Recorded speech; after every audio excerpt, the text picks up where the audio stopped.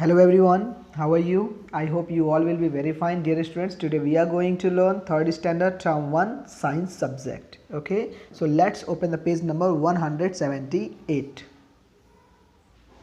Dear students, page number 178.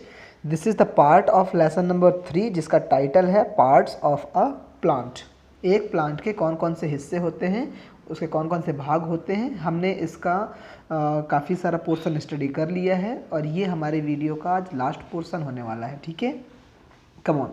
सो अभी यहाँ पर ध्यान से देखेंगे हम। यहाँ पर पेज नंबर 178 जिसके पास बुक है वो अपनी बुक जरूर ओपन कर लें और उसको मैच करते हुए देखेंगे। ठीक है, come on. Parts of the plants में हमने स्टडी कर लिया था कि किस तरीके से रूट होते हैं, शूट होते हैं, लीव्स होते हैं, स्टेम होते हैं। ठीक है, अब यहाँ पर हम बात करेंगे फ्लावर्स, फ्रूट्स एंड सीड्स की। तो आपको ये बात पता होगी ना कि प्लांट के पार्ट के अंतर्गत फ्लावर्स आता है। फ्लावर्स किसका हिस्सा है? एक प्लांट का हिस्सा होता है, पौधे का हिस्सा होता है ना फ्लावर्स। फ्रूट्स भी पौधे का हिस्सा होता है और सीड भी पौधे का हिस्सा होता है। सीड मीन्स बीज, फ्रूट मीन्स फल। ठीक है, तो पहले हम पढ़ते हैं flowers. A flower is the most brightly colored part of a plant. Plant का सबसे खूबसूरत हिस्सा, सबसे कलरफुल हिस्सा कौन सा होता है? जल्दी बताइए। फ्लावर होता है ना। It blossoms from birds. ये किससे उग खिलते हैं? ये किससे आगे की ओर उग रहे होते हैं? बर्ड्स से, कलियों से, है ना। बर्ड्स मीन्स कली। Some plants have colorful flowers of different shape and sizes. बहुत सारे अलग अलग प्लांट्स में अलग अलग शेप और अलग अलग साइज़ के फ्लावर्स उगते हैं। ठीक है, और हम सभी को फ्लावर्स वास्तव में बहुत पसंद है ना। ओके, चलिए कुछ पिक्चर्स देखते हैं, कुछ इम्पोर्टेंट हमारे जो फ्लावर्स हैं उसके। Look at here in this picture, rose flower. कौन सा फ्लावर है ये? Rose flower. सनफ्लावर, ठीक है। Look at here, lotus flower, then tulip flower. ठीक है, देखो रोज़ फ्लावर जनरली घरों में उगता है, गार्डन में भी उगाए जाते हैं। सनफ्लावर की तो खेती होती है बेटा, है ना। सनफ्लावर्स की खेती करते हैं। ठीक, ओके। लोटस फ्लावर ये तालाबों में उगता है, इसका कलर वाइट भी होता है और ये पिंक कलर का भी होता है ना। वेल, ट्यूलिप फ्लावर ये देखो। Broccoli and cauliflower are some of the flowers that we eat as vegetable. आपको पता है जो हम फूल गोभी खाते हैं ना, cauliflower जिसको बोलते हैं, और ब्रोकोली। ठीक है, ब्रोकोली एंड cauliflower ये जिसको हम सब्जी के रूप में खाते हैं, वास्तव में वो एक प्रकार से फूल है ना। Okay, well, functions of flowers. अब देखिए ये प्लांट्स के इम्पॉर्टेंट पार्ट तो हैं, ठीक है, मगर अब इनका काम क्या है? फ्लावर का क्या काम होता है? तो देखिए यहाँ पर ना क्या काम है इनका। The primary function of a flower is reproduction. जो फ्लावर का बहुत प्रमुख काम है वो है रिप्रोडक्शन। मतलब फ्लावर की मदद से ही एक पौधे से दूसरा पौधा क्या होता है? उगता है। ठीक है, पौधों की जो प्रजाति बढ़ती है ना, एक पौधे से दूसरा पौधा, दूसरे से तीसरा पौधा, वो कैसे उग जाते हैं? तो ध्यान रखना, फ्लावर की मदद से। किसकी मदद से? फ्लावर की मदद से, राइट। ओके, चलिए अब आगे बढ़ते हैं। हम जानते हैं फ्रूट्स एंड सीड्स। फ्रूट्स, ये बताइए फल खाना किसको अच्छा लगता है? सभी को अच्छा लगता है, राइट। ओके, अब मुझे आप ये बताइए, फ्रूट्स खाते समय उसके अंदर से बीज निकलते हैं ना, बीज निकलते हैं, तो वही है फ्रूट्स के अंदर से निकलता है सीड्स को बोलते हैं बीज। ठीक है, इस पिक्चर में देखिए, यहाँ पर देखिए ये मैंगो है, मैंगो के अंदर में भी हमको देखो एक बड़ा सा बीज निकलता है ना, जिसको हम लोग गोही बोलते हैं, right.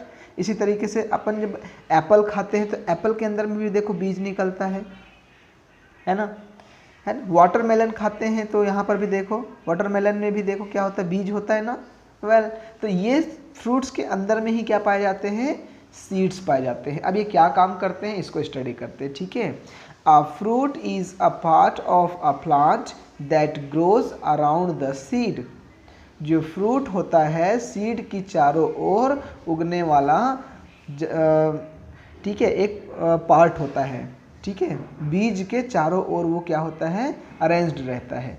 Many plants bear different kind of fruits, अलग अलग प्लांट्स अलग अलग फ्रूट्स के साथ उगते हैं। These fruits have seeds which play an important role in plant reproduction. इन्हीं फ्रूट्स के अंदर में सीड्स होता है और यही सीड्स प्लांट्स के रिप्रोडक्शन में मदद करते हैं। ठीक है, देखो अभी हमने थोड़ी देर पहले क्या पढ़ा, फ्लावर भी रिप्रोडक्शन में मदद करते हैं। तो फ्लावर कैसे मदद करते हैं? सबसे पहले प्लांट में ब्रांचेस होती हैं, ब्रांचेस के बाद पत्तियां होती हैं, पत्तियों के बाद एक निश्चित मौसम में वहाँ पर एक कली खिलती है, फिर वहाँ पर से उसमें से फूल निकलता है, फूल के झड़ने के बाद वहाँ पर से बीज निकलता है और फूल के झड़ने के बाद वहाँ पर फल बनता है और फल के अंदर में बीज होता है और बीज ही रिप्रोडक्शन का काम करता है। अब बात समझ में आई? ओके।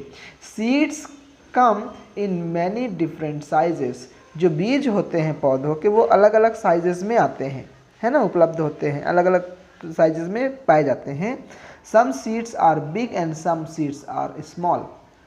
कुछ सीड्स बहुत छोटे होते हैं और कुछ सीड्स बड़े होते हैं। देखो यहाँ पर some seeds are protected by fruits.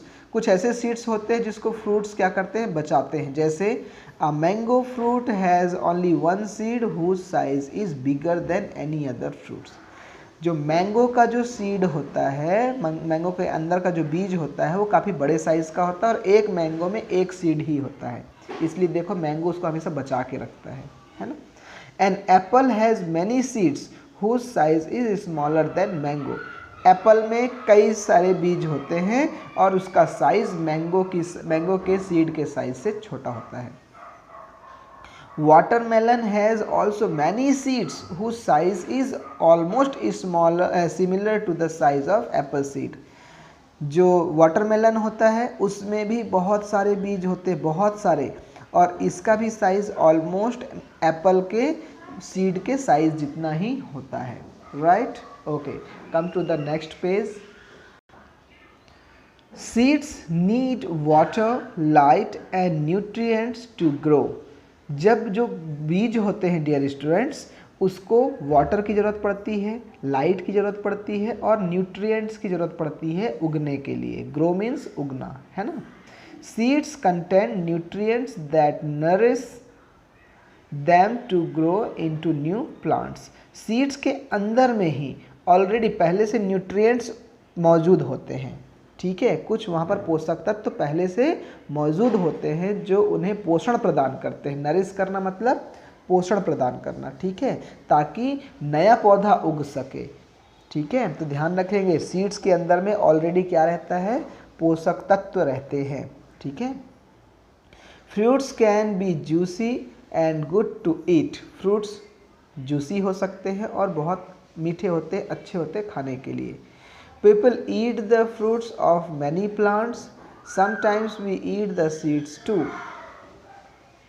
जो मनुष्य होते हैं वो बहुत अलग अलग प्लांट्स के फ्रूट्स खाते हैं और कई बार तो हम सीड्स को भी खा जाते हैं। ओके, वेल, ध्यान रखेंगे कुछ ऐसे सीड्स के नाम हैं जिसको हम खाते हैं, जैसे पॉपकॉर्न। पॉपकॉर्न खाए हो आप, वो सीड है। बीन्स खाए हो, वो भी सीड है। मटर खाए हो, वो भी सीड है। राइस खाए हो, राइस भी तो अपने आप में सीड है ना। हम डेली राइस खाते हैं, चावल खाते हैं ना, वो अपने आप में सीड्स है। Right, okay. Next, most plants grow from seeds. ज़्यादातर पौधे किससे उगते हैं, सीड से उगते हैं। ठीक है, look eight germination of seed यहाँ पर दिखाया हुआ। देखो पहले एक बीज यहाँ पर गिरेगा ज़मीन में, हल्के से उसके ऊपर मिट्टी की लेयर हो जाएगी, फिर जब उसमें प्रॉपर वाटर और सनलाइट मिलता है तब वो धीरे से फिर क्या होता है, नीचे की ओर उगता है। और ऐसा उगने के बाद ये ऐसा उगता है और धीरे से वो ऊपर की ओर पहुँच जाता है और ये नया एक प्लांट उग जाता है। Right, the life of a plant begins from a tiny seeds. एक प्लांट की जो शुरुआत होती है वो छोटे से बीज से होती है। A seed contents a small baby plant and its food. जो सीड होता है वो एक बेबी प्लांट और फूड साथ में रखा होता है। The condition required for the growth of a seed are. जो एक सीड के ग्रोथ के लिए जो चीज़ें ज़रूरी होती है वो कौन कौन सी है? फर्स्ट वन इज़ वाटर, ये देखिए पिक्चर में वाटर गिर रहा है यहाँ, है ना, water. Second important thing sunlight, and third one is nutrient. Nutrients कहाँ से मिलते हैं? कुछ न्यूट्रिएंट्स तो सीड में पहले से रहते हैं और कुछ न्यूट्रिएंट्स मिलते हैं जमीन से, right. Once these conditions are satisfied the seeds begin to grow. जब ये कंडीशन संतुष्टि पूर्वक रूप में सीड को मिलती है तो फिर ये बीज जो है उगना शुरू करता है। The process of development of a new plant from a seed is called germination. ये वर्ड आप याद रखेंगे, ठीक है। एक सीड से एक नए प्लांट का उगने की प्रक्रिया को क्या कहते हैं? Germination. The process of development of a new plant from a seed is called germination. एक नए पौधे का बीज से उगने की प्रक्रिया जर्मिनेशन कहलाती है, right. Okay, next, how are plants useful to us. अब ये बात बहुत इंपॉर्टेंट है कि प्लांट्स हमारे लिए कैसे यूजफुल होते हैं। तो dear students, you know what, plants are useful to us in many ways. Plants हमारे लिए बहुत मायनों में उपयोगी होते हैं। जैसे they are the primary producer of food. आपको पता है हमको फूड कहाँ से मिलता है? प्लांट्स से, ठीक है। फूड हम बना नहीं सकते, फूड उगाते हैं, और उगाने के लिए किसकी जरूरत पड़ती है? प्लांट्स की। तो प्लांट्स प्राइमरी प्रोड्यूसर होते हैं, ठीक है। सबसे पहले फूड कौन बनाता है? प्लांट बनाता है। Some of these foods are used in making bread, biscuits, pasta and cereals. You know what, कि उसी फूड से फिर हमारे ब्रेड बनते हैं, बिस्किट बनते हैं, पास्ता बनते हैं, है ना। हम लोग घर में दाल चावल रोटी सब्जी खाते हैं, सब कहाँ से आता है? प्लांट्स से तो आता है ना। हाँ, they are also used in making paper, building and furniture. Plants का उपयोग पेपर बनाने में भी होता है। देखो जिस बुक से मैं आपको पढ़ा रहा हूँ ना, ये प्लांट्स से बना है, राइट। बिल्डिंग बनाने में, देखो बिल्डिंग बनाने में प्लांट्स लगते हैं, हमारे लकड़ियाँ लगती, फर्नीचर लगते हैं। फर्नीचर बनाने में भी देखो हमारे प्लांट्स का ही उपयोग होता है। बड़े बड़े ट्री जो होते हैं, प्लांट्स होते हैं, उसकी लकड़ियों का इस्तेमाल होता है। They give us life supporting substance called oxygen to breathe. Plants से हमें बहुत ही इंपॉर्टेंट चीज़ मिलती है जिसे हम बोलते हैं ऑक्सीजन। आप सांस लीजिए, चलिए एक बार तेजी से सांस लीजिए। आपने सांस लिया, कौन सी हवा अंदर गई है? जल्दी बताइए, कौन सी गैस अंदर गई है? ऑक्सीजन। ये कहाँ से आया? ये आया हमारे प्लांट्स से। ओके, अब आप एयर रिलीज कर दीजिए। चलिए सांस छोड़िए, सांस छोड़े, कौन सी गैस बाहर गई? कार्बन डाइऑक्साइड गई। अब ये कार्बन डाइऑक्साइड कौन ले लेगा? प्लांट ले लेगा। तो प्लांट्स से हमको मिल गया ऑक्सीजन और हमने प्लांट को दे दिया carbon dioxide, right. Okay, they utilize carbon dioxide present in the atmosphere to prepare their food। अब सोचो कितना अच्छा हुआ ना, हमने कार्बन डाइऑक्साइड छोड़ा, वो एटमॉस्फेयर में गया, एटमॉस्फेयर से प्लांट ले लिए और अपना फूड बनाने लगे। This food is available in the form of glucose. जो पौधे जो खाना बनाते हैं ना, पौधे जो फ्रूट बनाते हैं, वो हमेशा किस फॉर्म में रहता है? ग्लूकोज के फॉर्म में, ठीक है। ग्लूकोज के फॉर्म में प्लांट्स में वो सेव रहता है। ओके डियर स्टूडेंट्स, समझ में आई बातें इतनी? तो ये हमारा लेसन का ये लास्ट वीडियो था। इसके बाद हम एक्सरसाइज सॉल्व करेंगे, राइट।